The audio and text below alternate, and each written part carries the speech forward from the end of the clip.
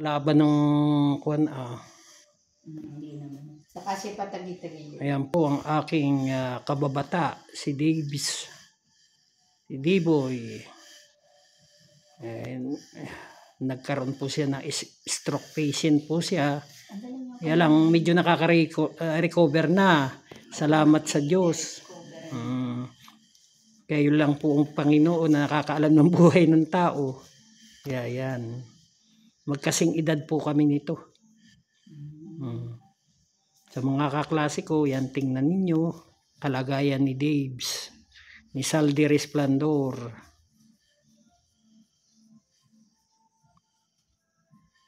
Tagal na. Paano na buwan kami ngayon? 6 months na siya nakaratay. Pero nakakabangon na.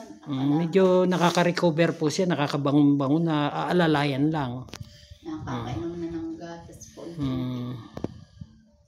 Yan, may butas siya sa lalamunan. Tapos, kumakain siya sa may tiyan niya, may butas. Ilang opera siya? Apat na operasyon na po ang naranasan niya para matanggal yung clot niya sa utak. Saka nagkaroon pang komplikasyon ng hydrocephalus siya.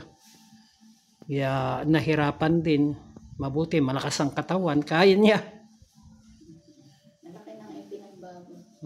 Kilala na lahat ng tao.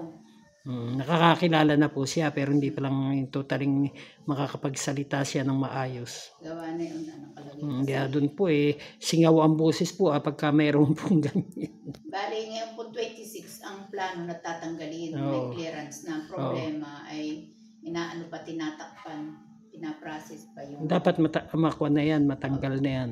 Dapat matanggal na talaga dahil baka mag-cause ng infection. Diyan kasi serum nag-cause ng infection.